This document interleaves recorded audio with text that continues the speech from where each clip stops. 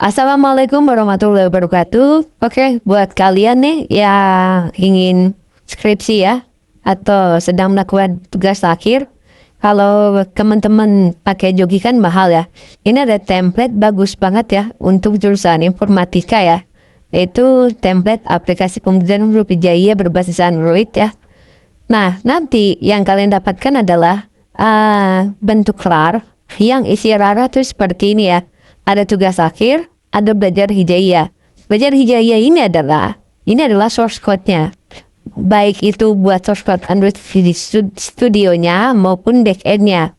Ya, karena ini kalau mau di online kan bisa atau di mode offline tapi harus ada server lah. Tapi better harus yang online aja biar enak gitu untuk presentasinya atau gimana. Nah terus nanti kalian dapat penulisannya adalah ada daftar isi, daftar simbol, tabel, gambar, bab 1, bab 2, bab 3, bab 4, bab 5, sama daftar pustaka. Ini udah enak banget ya. Terus kalau kita cek ya, misalkan kayak bab 4 ya. Tadi bab 4 ini udah kita bahas ya, dari algoritmanya, flowchartnya, sampai pembuatan aplikasinya nih. Nah, ini nanti untuk aplikasinya kan seperti ini ya. Tuh. Ini dia halaman backendnya nanti akan seperti ini. Nah ini halaman untuk di apps-nya ya. Ini ada untuk menu registernya. Nah ini adalah salah satu menu fiturnya ya. Tuh. Jadi ini tuh benar-benar untuk belajar hijaiyah lah. Oke. Kemudian sistemnya udah semua, udah lengkap. Wah pokoknya ini enak banget ya. Terus nanti mungkin kan di setiap kampus itu memiliki standar yang berbeda-beda ya. Nah cara revisi atau cara pembuatannya ya itu sangat mudah banget teman-teman. Teman-teman cukup perlu pakai ChatGPT. Kalau bisa yang langganan itu murah kok, cari aja di e-commerce ya untuk akun ChatGPT. Nah setelah itu kalau teman-teman udah login atau udah premium pasti di sini ada tulisan project ya. Teman-teman tinggal ini saya delete dulu ya. Ini delete. Teman-teman bisa melakukan plus ini project, kemudian tulislah judul masing-masing ya. Setelah itu kan nanti udah jadi ya. Nah ini kan udah jadi nih. Sebentar. Nah ini kan udah di folder ya, project skripsi. Kemudian teman-teman tuh harus mengupload dokumen ya, baik itu foto atau Word atau PDF perihal standar penulisan skripsi di kampusnya masing-masing. Oke. Jika sudah nanti captionnya seperti ini. Tolong pelajari ini. Ini adalah standar penulisan skripsi di kampus saya. Tolong kamu pahamin ya semuanya yang saya upload ini. Jika sudah paham, tolong jadikan ini sebagai fondasi kita saat ini. Nah ini adalah formnya. Setelah dia nanti akan memahami, baru langkah pertama adalah kita masukkan yang namanya misalkan bab 1, oke? Bab 1 kita coba upload di sini. Nah, lalu teman-teman tinggal bilang, ini adalah bab 1 saya. Tolong kamu pahamin dulu ya. Dan tolong kamu pelajari. Tolong pahamin dulu ya. Ini dulu ya. Semua isi dari dokumen yang saya upload ini. Oke. Nanti kita tunggu ya sampai dia benar-benar sudah memahami.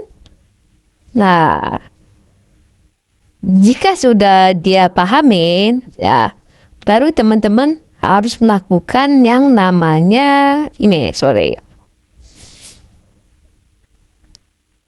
Nah, ini ya. Jadi per satu, misalnya latar belakang nih, teman-teman.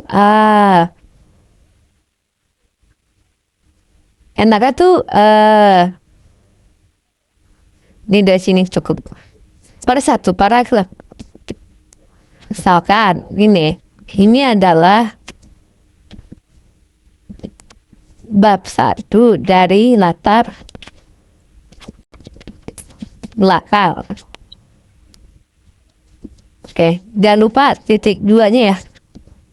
Jika sudah, form terakhir itu adalah apakah ini sudah sesuai dengan standar penulisan skripsi atau tugas skripsinya lah ya. Kalau misalkan tugas akhir ya skripsi dari kampus saya yang sudah kamu pelajari.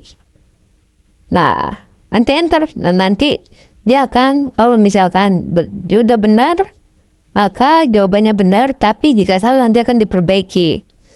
Nah, itu enak banget ya. Kalau ini ya semuanya, dan baik itu nanti misalkan ada revision di tengah-tengah, ya kan karena ini library-nya udah skripsi kamu, nah itu udah enak banget nanti. Tinggal misalkan biasanya itu ada revision di sini nih. Biasanya ya nah diidentifikasi masalah. Teman-teman ceritain aja, ini identifikasi masalah seperti ini. Misalkan ada minta 7, nanti dia akan ngebuatin kok, oke? Nah, ini juga berlaku untuk dalam source code ya. Kalau source code harus beda lagi, jangan disatuin sama proyekan atau folder ya dari skripsi. Tapi kamu create baru, misalkan ini. Nih, source code skripsi. Oke. Nah, ini kamu upload ini. Nanti teman-teman, ini kan ada sebentar, misalkan Android ya. Teman-teman harus ekstrak dulu ya.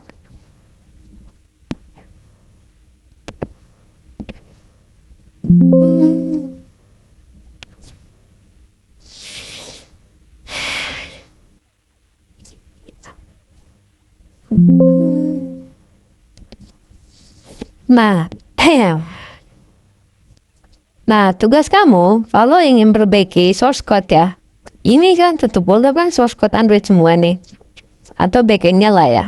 Nah, kita tinggal gini ya, tinggal masuk ke sini kita titik. Nah, biasanya itu kan dia nggak bisa ya, dia harus serara atau apa gitu ya. Nah, karena ini kan tadi di password ya, kalian harus jadikan ini adalah zip ulang ya. Kalian buat zip ulang ya. Terus oke, gitu, jangan dikasih password ya. Sebentar, kita tunggu. Nah, jika sudah jadi zip, kamu lempar ke sini, terus suruh dia tolong pelajari.